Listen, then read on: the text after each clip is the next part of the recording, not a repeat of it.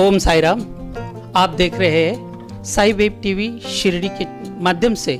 हम लोग आज साई भक्त बायजाबाई कोते और साई भक्त तात्या पाटील कोते इनके परपौत्र श्रीमान सर्जेराव जी कोते पाटील इनके निवास स्थान पर उनके एक सुंदर सी मुलाकात आपके लिए खास साई वेब टीवी के चैनल के माध्यम से लेकर आ रहे हैं। तो आइए सबसे पहले साई भक्तों की ओर से हमेशा पूछने जाने वाला एक सवाल है जो कि हमारे सर्जेराव जी कोते पाटील सर जी से हम लोग कुछ प्रश्न पूछेंगे और उनसे एक उत्तर प्राप्त करेंगे। तो आइए सुनते हैं सर्जेराव पाटील कोते पाटील इनके कुछ विचार। तो आइए पहला प्रश्न मैं सर जी से पूछ रहा हूँ कि सर जी, लगभग 17 मार्च से साई मंदिर अभी लॉकडाउन पीरियड में बंद है और इस बीच भक्तों के कुछ प्रश्न है और भक्त पूछ रहे हैं कि मंदिर कब खुलेगा और मंदिर के अंदर क्या किस तरह से पूजा अर्चना चल रही है, कैसे काम चल रहा है। आप थोड़ा सा भक्तों के लिए थोड़ा विस्तार से बताएंगे। तो आइए साई वेब टीवी के माध्यम से। साई राम। पहले तो साई वेब टीवी को धन्यवाद देता हूँ। 17 मार्च से साई बाबा का मंदिर बंद है। कोरोना वायरस की वजह से सब मंदिर, वैसे महाराष्ट्र के भी पूरे सब मंदिर बंद है 17 मार्च से। और अभी शिरडी का जो मंदिर बंद है 17 मार्च से टोटली बंद करके रखा है। खाली उसके बीच में आई थी रामनवमी। रामनवमी पीरियड आया था। राम मंदिर चल रहा है, मंदिर बंद है बोले तो खाली मंदिर का दीवार गेट बंद है। मंदिर के अंदर के एक्टिविटीज सब चल रही है। बाबा की चारों आरतियाँ हो रही है। एक छोटी आरती बीच में आती है शिरडी महाराज पंढरपुर, वो आरती हो रही है। बाबा का अभिषेक हो रहा है और एक बाबा के समाधि के ऊपर मंदिर के पंडित जी हर दिन साई चरित्र का पाठ पढ़ रहे हैं हर दिन। और बाबा का जो एक्टिविटी चल रही थी, सुबह बाबा का नाश्ता बोल के जो नैवेद्य आता है वो नैवेद्य होता है 12 बजे बाबा का जो आरती होता है उसके टाइम बाबा को नैवेद्य चढ़ा जाता है, वो होता है 6 बजे का होता है। रात को 10 बजे का आरती होता है। मंदिर का अभिषेक पूरा एक्टिविटी चल रहा है। बाबा के खाली साई भक्तों के दर्शन के लिए बंद है, शिरडी ग्रामस्थों के लिए दर्शन के लिए बंद है। बाकी मंदिर के अंदर बाबा की पूरे एक्टिविटी चल रही। तो बीच में रामनवमी आया था। जो लॉकडाउन हुआ उसके बीच में रामनवमी आई थी। तो रामनवमी के टाइम बाबा का रामनवमी का पूरा उत्सव मनाया गया। खाली अंदर साई भक्तों के लिए अंदर अलाउड नहीं था, लेकिन अंदर के जो संस्थान के जो मेन 2-4 अधिकारी लोग हैं वो लोग और मंदिर के जो पंडित जी लोग हैं वो लोगों ने पूरा प्रोग्राम हर साल जैसा रामनवमी मनाई जाती है वैसा ही सेम टू सेम इस बार भी मनाया। खाली मंदिर का जो रथ निकलते गांव से, जो पालकी निकलते, रथ यात्रा होती है, वो दोनों प्रोग्राम किए नहीं। क्योंकि क्या होता है, वो बीच में वो गांव से जब निकलती तो गांव वाले, बहुत सारे गांव वाले रास्ते में बाबा को पूजा के लिए बीच में आते हैं, बाबा की पूजा करते। तो वो लोग ज़्यादा एक साथ इकट्ठा नहीं आना मांगता है, इसलिए वो प्रोग्राम उन्होंने मनाया नहीं। और अब जो बाबा का भोजनालय, वो भोजनालय चल रहा है। क्योंकि क्या होता है, शिरडी गाँव के आसपास और शिरडी गांव में कोई अनाथ लोग हैं, अनाथ आश्रम में, वृद्धाश्रम में साई बाबा का हॉस्पिटल चल रहा है। तो वो लोगों को हॉस्पिटल के लिए खाना फ्री होता है, वो लोगों के लिए खाना फ्री होता है। उनका खाना भी हर दिन का बना रहे। खाली हर शिफ्ट में जो पहले ज़्यादा लोग रहते थे वो कम लोगों में कर रहे। पहले 50,000 लोगों का खाना बनाना पड़ता था, अभी वो कुछ 1,000-2,000 लोगों को खाना बना के। आने वाला जो गुरु पूर्णिमा का उत्सव है कि साई बाबा संस्थान ये उत्सव किस तरह से मनाने वाला है, इसके बारे में थोड़ी सी जानकारी अगर भक्तों को मिल जाए तो ये भक्तों के लिए बहुत तो सुविधाजनक बात होगी। तो आइए थोड़ा सा इस पर प्रकाश डालिए। 17 मार्च से साई बाबा का मंदिर बंद है और 17 मार्च से आज तक मंदिर पूरे दर्शन के लिए पूरा बंद ही बंद है। तो अभी 17 मार्च से बहुत सारे साई भक्त अपने बाबा को मिलने के लिए तरस रहे हैं। अपने बाबा बोले तो अपने सबके गुरु है, माता पिता है, अपने दादाजी है, सब कुछ अपने लिए बाबा सब कुछ है। सब लोग, बहुत कुछ लोग ऐसे हैं कि हर महीने आने वाले, कुछ 8 दिन में शिरडी आने वाले। सब लोग बाबा के मिलने के लिए तरस रहे। बहुत सारे लोग मैसेज कर रहे हैं, फ़ोन कर रहे हैं कि बाबा का मंदिर कब खुलने वाला है, कब हमको दर्शन को आने को मिलेगा, शिरडी कब हम आएंगे, बाबा को कब मिलेंगे। बहुत लोगों की तमन्ना है शिरडी आने के लिए, लेकिन क्या हो रहा है, अभी लॉकडाउन चल रहा है, अपने हिंदुस्तान के ऊपर, अपने भारत माता के ऊपर बहुत बड़ा संकट आ चुका है। और ये संकट से निवारने के लिए अपने जो पीएम है नरेंद्र मोदी जी, वो भी बड़ा काम कर रहे हैं। हमारे जो महाराष्ट्र के सीएम है उद्धव जी ठाकरे, वो भी बहुत काम कर रहे हैं। वो लोगों को भी लगता है कि जल्द से जल्द एक कोरोना चला जाए और अपने सब भारतवासियों के लिए खुला हो जाए। तो वो बीच में क्या हो रहा है, कभी लॉकडाउन 15 दिन का होता है, बीच में थोड़ा सा फिर लूज करते गैप देता है। अभी 8 जून से इंडिया में तो बहुत सारी जगह पे चालू हो गए, कुछ मंदिर इंडिया में चालू हो गए, लेकिन महाराष्ट्र का एक भी मंदिर चालू नहीं हुआ है। महाराष्ट्र का जैसा बड़ा मंदिर है साईं बाबा, उसके बाद में महाराष्ट्र में पंढरपुर बड़ा देवस्थान है, तुळजापुर बड़ा देवस्थान है, कोल्हापुर बड़ा देवस्थान है, सप्तशृंगी ज्योतिर्लिंग में से बहुत सारे ज्योतिर्लिंग महाराष्ट्र में आते हैं, अष्टविनायक के टेम्पल सब महाराष्ट्र में आते हैं। ये सब कौन सा ही महाराष्ट्र का टेम्पल खोला नहीं, क्योंकि महाराष्ट्र में पेशेंट थोड़ा ज़्यादा है, इसलिए थोड़ा सा पीएम की और सीएम की चर्चा होती है कि लॉकडाउन बढ़ाना है, कम करना है, ये करना है। और बीच बीच में अभी 8 तारीख से बहुत जगह चालू हुआ है, उसमें मेरे ख्याल से कुछ महाराष्ट्र के छोड़ के दिल्ली में कुछ साईं मंदिर चालू हो गए, कुछ अलग अलग जगह पे कुछ साईं मंदिर चालू हो गए।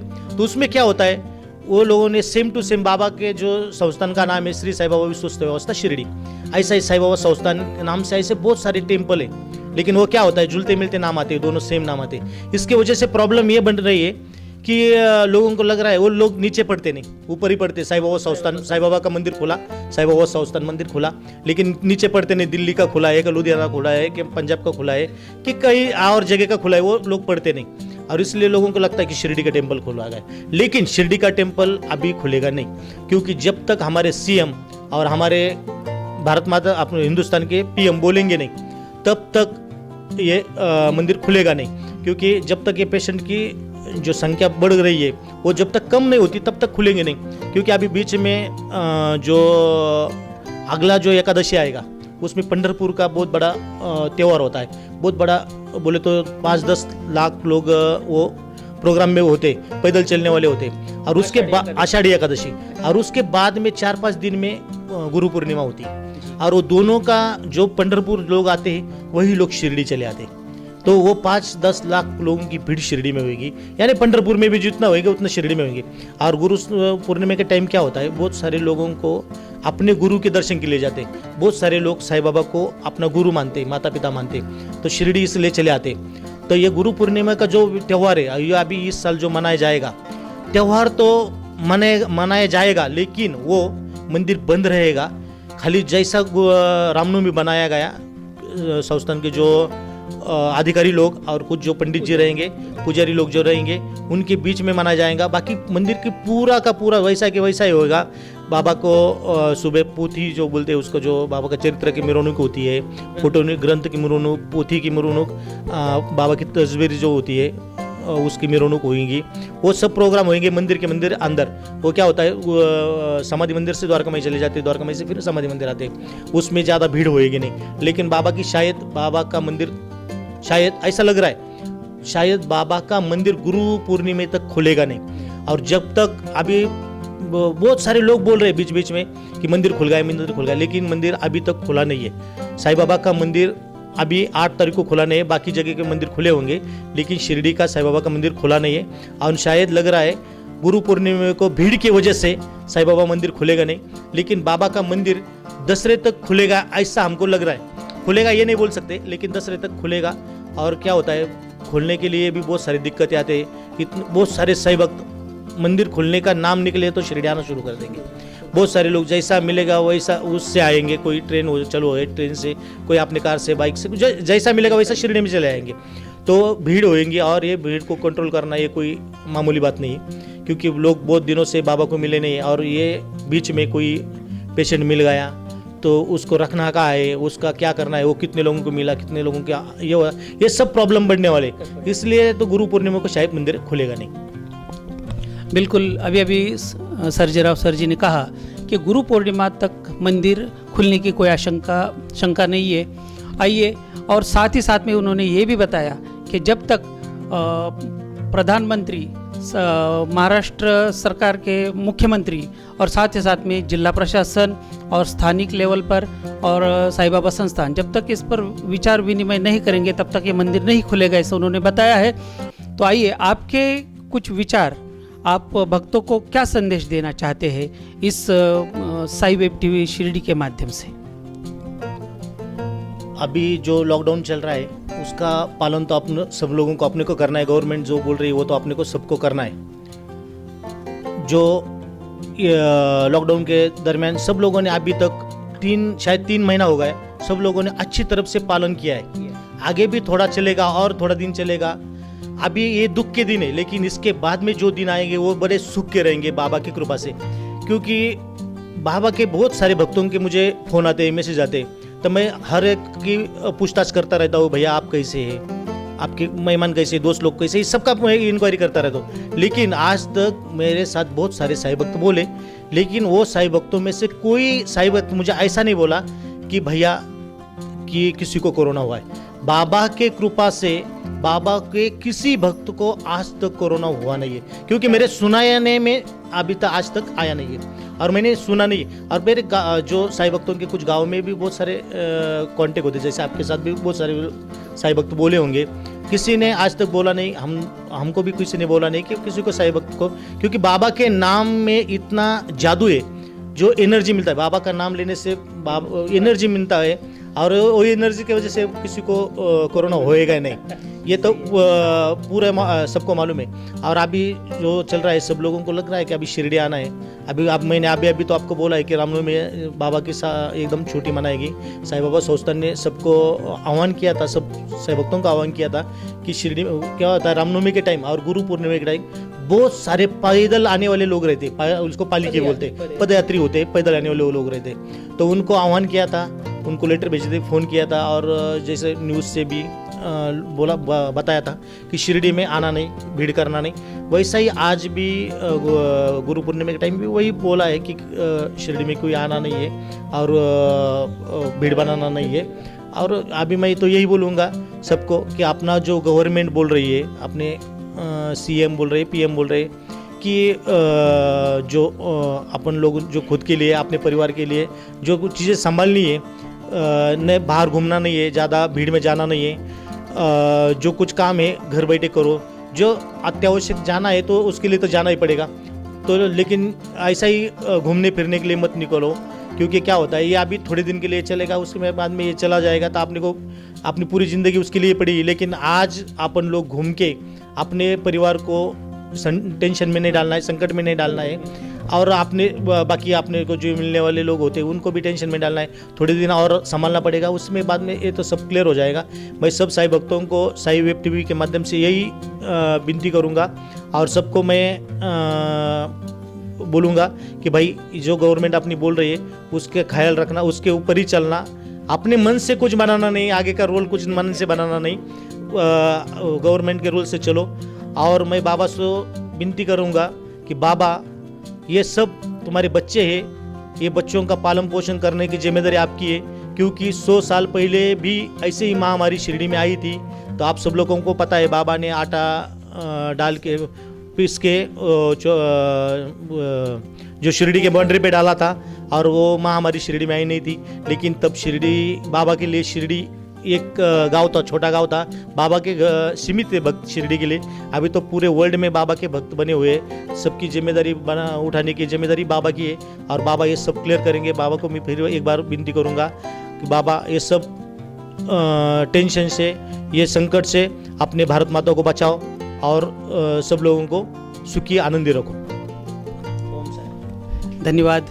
बिल्कुल सही कहा। हमारे बाईजामा प्रतिष्ठान के संस्थापक श्रीयुक्त सर्जेराव जी कोते पाटिल, बाईजाबाई और साईं भक्त तात्या पाटिल कोते, इनके परपौत्र, इन्होंने बहुत ही सुंदर से आज मुलाकात में बताया है कि किस तरह से केंद्र सरकार, राज्य सरकार, जिला प्रशासन, साईं बाबा संस्थान, साथ ही साथ में शिरडी ग्रामस्थ, इनके सबके सहयोग से साईं बाबा का मंदिर खुले। तो आइए सर जी, सभी साईं भक्तों के लिए एक छोटा सा मैसेज आप दे देंगे। आप सब साईं भक्त घर में रहिए, स्वस्थ रहिए और घर में रह के बाबा का स्तवन मंजरी का पाठ पढ़ते रहिए, बाबा के जो साई चरित्र आता है वो पढ़ते रहिए। ये दोनों भी आपको नहीं बनता है, टाइम नहीं मिलता है कि आपको नहीं जमता है, तो आप बाबा का नाम स्मरण करते रहिए, साई नाम का जप करते रहिए। कितना ही संदेश दूंगा। ओम साई राम। ओम साई राम। साई वेब टीवी शिरडी के माध्यम से। आइए आज के इस एपिसोड में साई वेब टीवी के माध्यम से हमने सर्जेराव जी कोते पाटिल जी की हमने एक सुंदर सी मुलाकात ली। उन्होंने हमें बताया कि लॉकडाउन पीरियड में शिरडी साई मंदिर में किस तरह के कार्यक्रम चलते हैं, कैसे रामनवमी का उत्सव मनाया और ये लॉकडाउन कब तक खुलेगा, ये भी उन्होंने एक शंका जताई कि दशहरे तक ये लॉकडाउन खुल सकता है, ऐसे उन्होंने बताया।